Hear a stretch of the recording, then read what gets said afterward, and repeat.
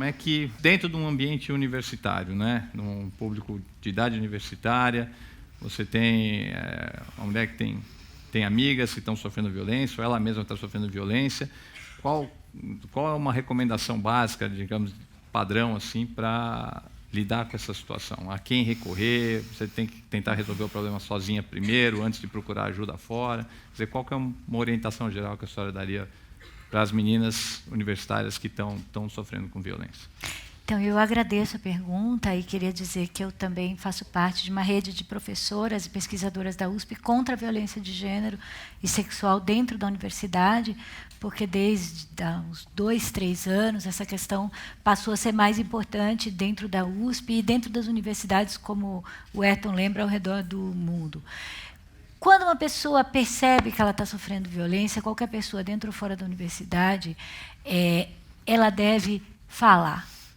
Quando a gente guarda a violência para a gente, o silêncio é cúmplice da violência. A gente não resolve o problema.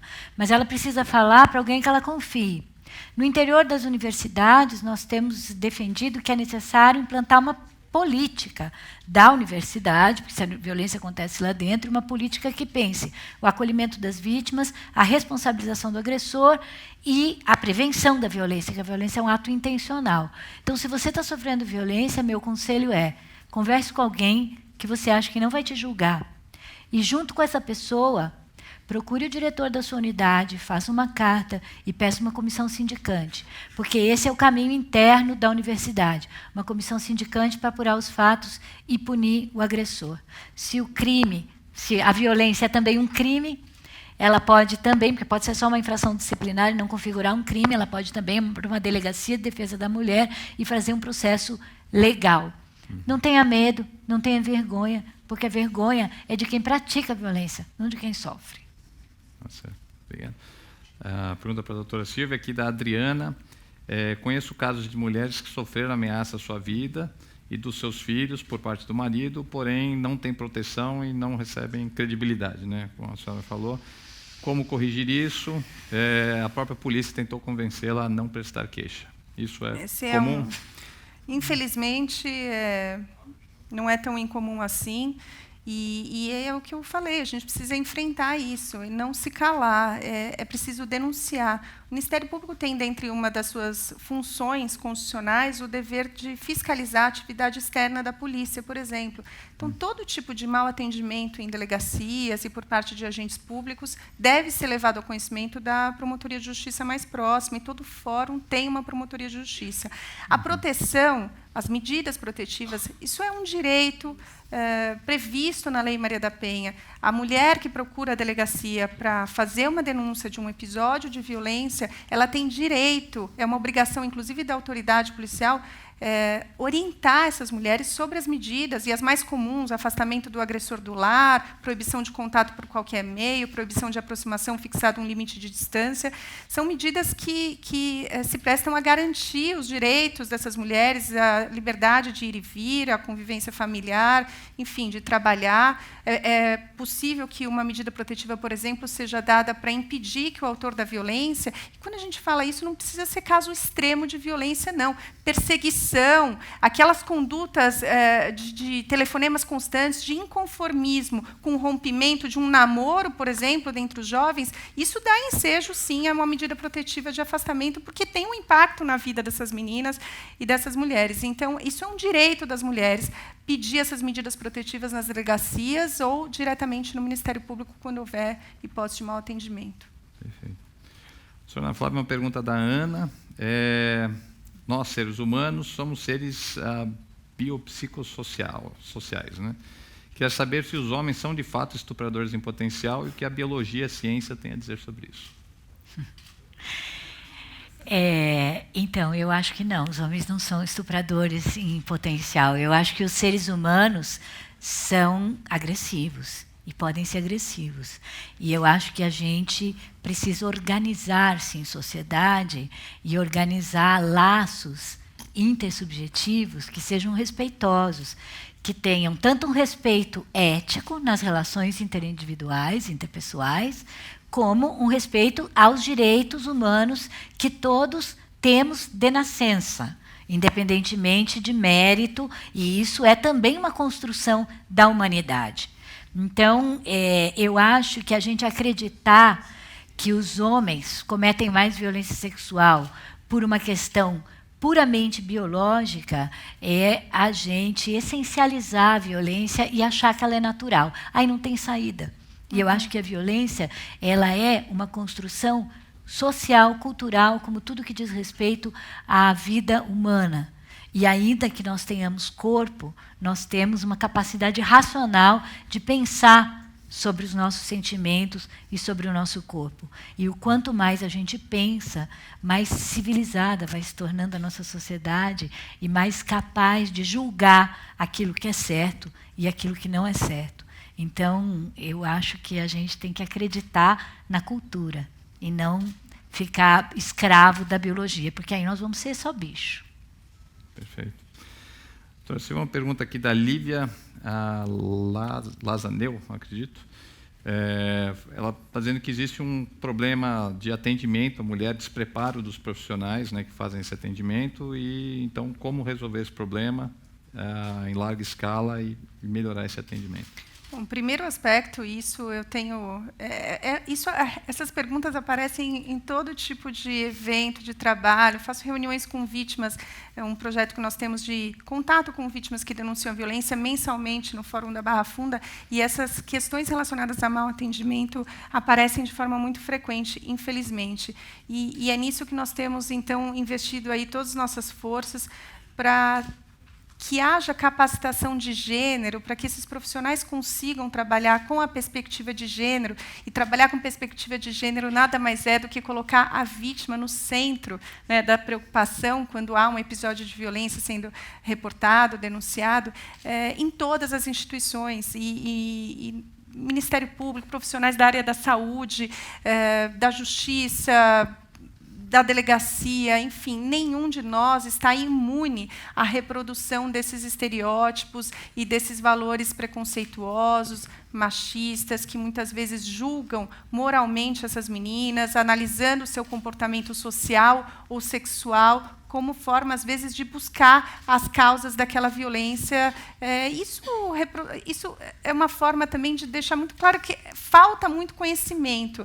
Então, trabalhar com educação desses profissionais, desde a formação, desde o momento em que ingressam nas suas respectivas instituições, e incorporar essa noção, essa perspectiva de gênero na atuação desses diversos atores, isso é fundamental. Isso não sou eu que estou dizendo isso aqui agora, não fui eu que inventei, isso está na Lei Maria da Penha, isso já foi pensado há 10 anos atrás, aliás, muito antes disso, mas consagrado e normatizado há 10 anos atrás, e isso eu vejo que é um ponto ainda que nós precisamos avançar muito.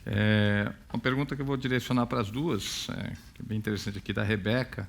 Ela pergunta quanto que a pornografia, e eu vou ampliar a pergunta para falar da mídia de uma forma geral, fomenta, auxilia a propagação dessa violência contra a mulher. Esses estereótipos, né, também. Eu acho que é parte, né? A mídia é parte. E ontem mesmo eu estava lendo um artigo interessante de Hong Kong, que fez uma análise de como a mídia reporta nos 2 jornais importantes de Hong Kong os casos de violência contra a mulher. E eles chamam a atenção de pontos que são pontos que nós vemos aqui também. Então, eles chamam a atenção da culpabilização da vítima, eles chamam a atenção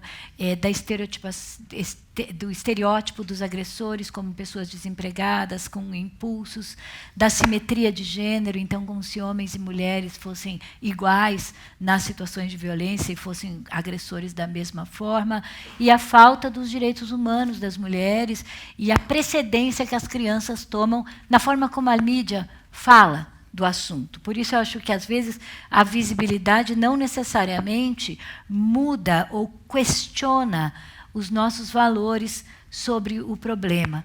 E a pornografia é um caso à parte. Eu acho que, realmente, existe uma determinada pornografia, sem querer ser moralista e nem querer, enfim, regular a sexualidade de ninguém, que reforça essa associação entre violência contra a mulher, dor e dominação. e associa sexo a poder e dominação.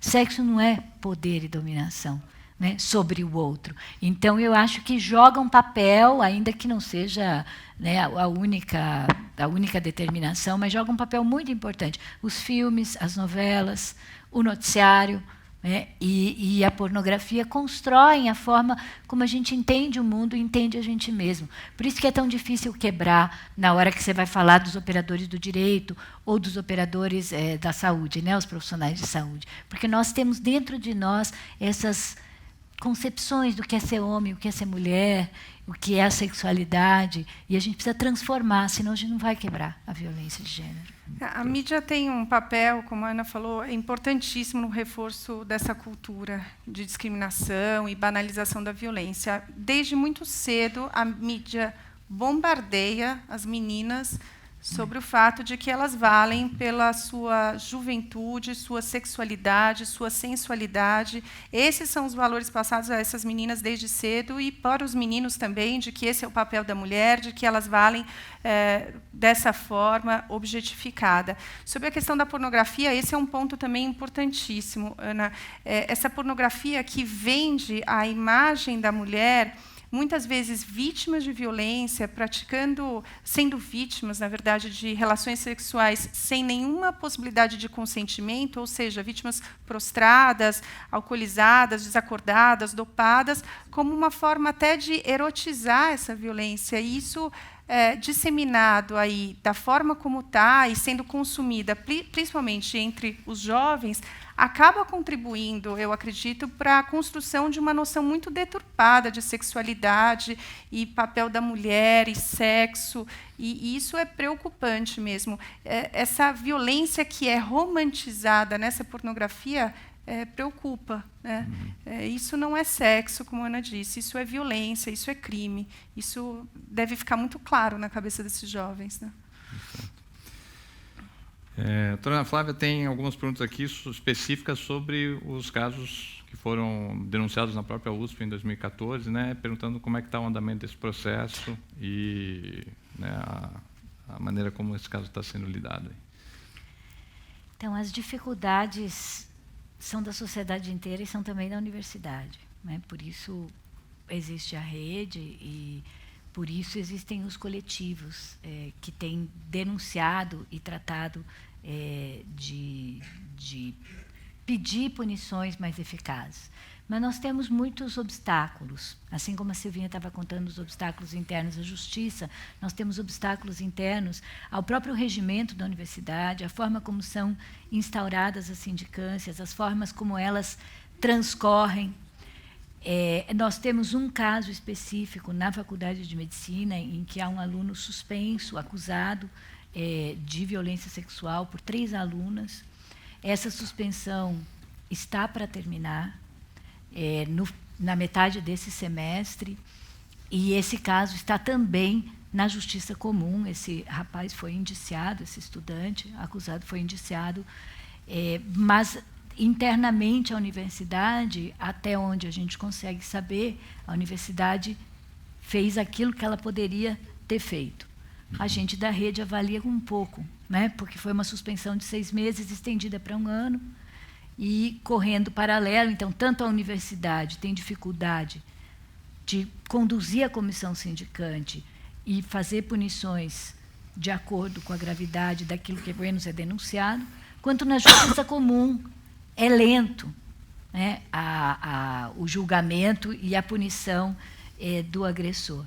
Então, eu acho que na universidade nós ainda estamos começando a enxergar o que acontece e pensar políticas mais propositivas e mais proativas em relação à punição de todos os tipos de crime, e especificamente a violência sexual. Esse caso específico é muito preocupante, porque é dentro da Faculdade de Medicina e a acusação é de colocar medicamento na bebida das vítimas de violência sexual. Então, ele é especialmente preocupante, mas há uma dificuldade como um todo com o regimento da universidade e a sua familiaridade com a punição. Vejam que esse tipo de crime não está nem previsto no regimento da universidade, né? Os crimes relativos a questões relacionadas a direitos humanos, homofobia, racismo, e violência de gênero não estão previstos especificamente no regimento, e eles são punidos por comissões sindicantes que usam infrações disciplinares. Então, eu acho que ainda tem muito a ser feito nesse assunto. Então, mesma pergunta na esfera criminal, como é que está a implementação da Lei Maria da Penha? Tem uma pergunta aqui bem prática, se as pessoas realmente, os homens realmente estão indo para a cadeia, estão sendo presos como em resultado da lei. A cadeia não é realmente a solução, e essa afirmação é reflexo mesmo de uma cultura da nossa sociedade que espera uma resposta punitivista e encarceradora como resposta a uma problemática que é cultural, que é muito mais ampla, complexa, e como a gente conversou aqui hoje, que não é o sistema de justiça que vai dar conta, né? É um conjunto de ações, estratégias e reflexões e debate na mídia e na educação e nas universidades, enfim, é um conjunto de respostas. É evidente que o sistema de justiça tem que fazer o seu papel e dar punição exemplar para esses casos. A punição exemplar nem sempre é a cadeia, o encarceramento. Como eu disse para vocês, a manifestação de violência por parte desses homens muitas vezes vem de uma forma acreditar que estão agindo da maneira correta, que não estão praticando crime nenhum. Então, isso já basta para a gente imaginar que o encarceramento não resolve, sem falar numa situação muito frequente de mulheres que procuram ajuda e elas dizem: doutora, eu quero ajuda para parar a violência que eu sofro dentro de casa, mas eu não quero ficar longe dele. São mulheres que querem ficar longe da violência, mas não longe do parceiro, do companheiro. Essa é uma realidade. Ficar longe da violência é muito diferente de ficar longe daquele parceiro. E nós temos que ter atenção, porque não se julga essa mulher que ama esse homem e que quer uma vida livre de violência, mas ao lado dele. Esses homens, os poucos que vão com penas mais altas, como o caso de tortura e violência sexual, é que a pena é privativa de liberdade, né? Mas a grande maioria da violência contra a mulher, que é tipificada no Código Penal como lesão corporal, ameaça, perturbação da tranquilidade, coação no curso do processo, são penas para serem cumpridas em meio aberto, a não ser que aconteçam algumas hipóteses, como do descumprimento das medidas protetivas, situações mais graves de ameaça à integridade física ou psicológica da vítima. Aí sim pode ser decretada a preventiva. Mas, via de regra, tirar a Lei Maria da Penha do papel significa, para mim, avançar nas estratégias, nas políticas públicas que devem ser implementadas para garantir a efetividade dos direitos assegurados na lei. O que não significa, e é bem diferente, de buscar simplesmente o encarceramento. Não sei se eu fui clara. Perfeito. Então, professora Ana Flávia, pergunta aqui do Pedro, né? Ele conta uma situação que está ocorrendo na escola dele, em que meninas criaram reuniões feministas com o objetivo de conscientizar, né, as colegas, a escola sobre essa questão, e houve muitas reações negativas a isso, tanto por parte dos meninos quanto das meninas, né? Eu acho que isso é algo que foi observado também na Faculdade de Medicina, né, quando surgiram esses relatos, de parte das alunas, né, das estudantes, também viram como negativo o fato desses casos estarem sendo denunciados, tal. Então ele pergunta como é que, dentro da escola, como é que você lida com essa situação de explicar para as pessoas a importância de falar sobre esse tema. Eu acho que a violência e todas as formas de violência, e a violência de gênero, elas são um atraso civilizatório. Eu acho que quando você está dentro de uma universidade, você deve prezar não só pela transmissão do conteúdo, mas também pelas habilidades e pelas atitudes, como a gente pensa as competências, né, dos alunos. Nós estamos formando cidadãos que são pessoas que depois vão atuar na sociedade. Então, é muito importante que as instituições, as universidades, as faculdades percebam o quão ruim é serem complacentes com o machismo, a homofobia, o racismo e a violência internamente a elas. Quando as meninas se reúnem em grupos feministas e quando elas começam a expressar a violência que elas percebem ali, e elas estão refazendo caminhos que já foram feitos nos anos 60, nos anos 70, nos anos 80, nos anos 90. Eu queria lembrar de novo que isso não é novo, né? Isso está reaparecendo numa nova onda. Essas meninas estão ajudando a universidade, a faculdade, a manter o seu bom nome, a manter uma boa formação e a aprimorar a formação que a gente está dando. Infelizmente, às vezes, algumas pessoas se sentem traídas por isso. Porque há, especialmente com as fraternidades, e esse não é um fenômeno só do Brasil, é um fenômeno internacional, uma ideia de que a violência faria parte desse vínculo criado internamente aos alunos e seria parte da graça, vamos dizer assim, do negócio. É a mesma rejeição que você tem a evitar piadas homofóbicas e está perdendo a graça, né?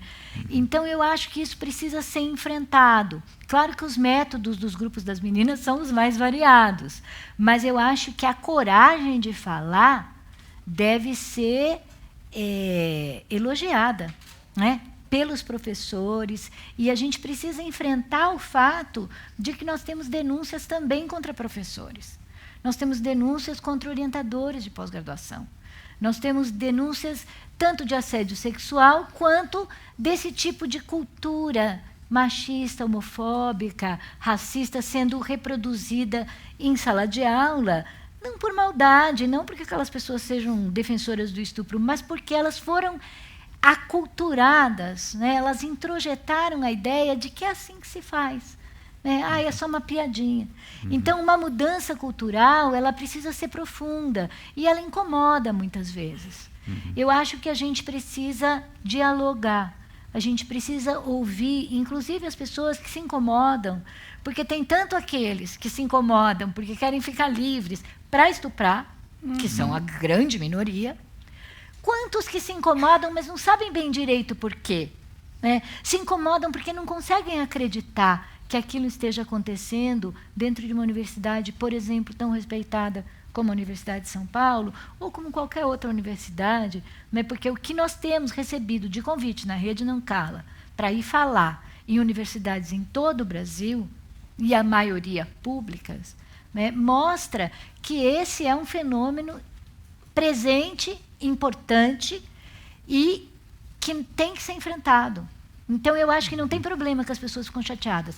Vamos conversar com as pessoas. Por que é que elas ficam chateadas? E que tipo de universidade elas querem? Porque para a gente manter o bom nome e tudo que a gente produz de importante para a sociedade, nós temos que enfrentar que nós temos também pedaços que não prestam, né? E esses pedaços que não prestam têm que ser revistos e transformados, porque tudo muda, né? Até as coisas mais tradicionais mudam. E é bom que mude para melhor, né? E não para pior. Pegando carona nesse comentário, eu vou encerrar aqui com uma pergunta num tom um pouco mais positivo. Nosso tempo está estourado, infelizmente. Mas, doutora Silva, a gente conversando um pouco antes do evento, eu lembro que a senhora comentou que já percebe uma mudança, né, cultural, principalmente nas gerações mais novas, de meninas que não estão tolerando mais, né, a violência. Então, que vocês falassem um pouco sobre isso, aproveitando que o nosso público aqui é majoritariamente jovem, o que a gente pode esperar aí para os próximos anos, em termos de mudança cultural, né? Eu acho que essa mudança, isso que a Ana colocou, a atuação dos coletivos, esse é, sem dúvida, um grande avanço. E aí, só acrescentando o que a Ana já falou, essa sensação, esse desconforto, né, Ana, ela vem também por parte de algumas pessoas que têm dificuldade de se perceber vítimas de violência de gênero. Isso também incomoda muitas vezes, é que alguém de fora venha e diga: você também é oprimido e você também sofre isso. Muitas não estão preparados para ouvir. E, por parte de outros, abala, de alguma forma, a tentativa de manutenção de um sistema de privilégios mesmo, até dentro da universidade. E quanta coisa não se faz em nome da tal da tradição, manutenção da tradição. Quanto de violação de direitos humanos eu já vi denunciados por parte de ações dentro da universidade em nome da tal da tradição. E falando, então, das meninas mais novas, eu acho que é nelas que eu busco toda a motivação para continuar, porque não é fácil trabalhar nessa área, é desgastante, emocionalmente desgastante, mas eu vejo que vem aí uma nova geração muito consciente. Eu atendi, na semana passada, 2 coletivos feministas de meninas do ensino médio. Essas meninas, elas não tinham 15 anos e elas chegaram na minha sala muito informadas, conscientes, com uma bagagem ali que eu não tive. Imagina, depois de muito tempo é que eu fui aprender. E, obviamente, que são meninas que é uma geração que não vai tolerar a violência, né? Eu acho que essa é a grande mudança que vem aí, essa geração que faz militância nas redes sociais, que se mobiliza, que ocupa as ruas para dizer meu corpo, minhas regras. Eu acho que isso é muito positivo e acho que todas as feministas aí de longa data, como a Lilian, gostam e apoiam esse tipo de iniciativa, e isso dá uma injeção de ânimo, sem dúvida, para todos nós. Maravilha. Posso só falar uma última coisa para os meninos? Porque está dizendo para as meninas. Então, assim, para os meninos da nova geração, primeiro aceitem, né? Aceitem, porque não vai ter jeito.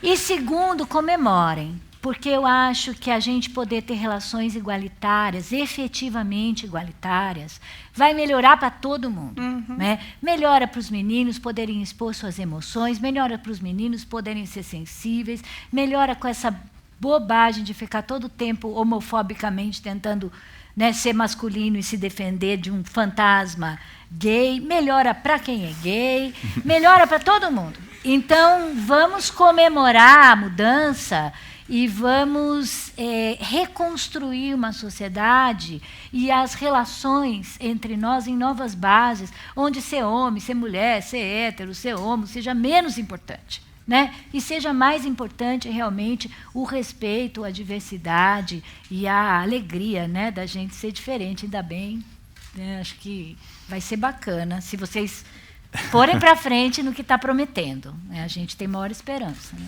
Então, obrigado a todos. Quarta-feira, última quarta-feira do mês que vem, temos mais USP Talks sobre as origens do universo e da vida.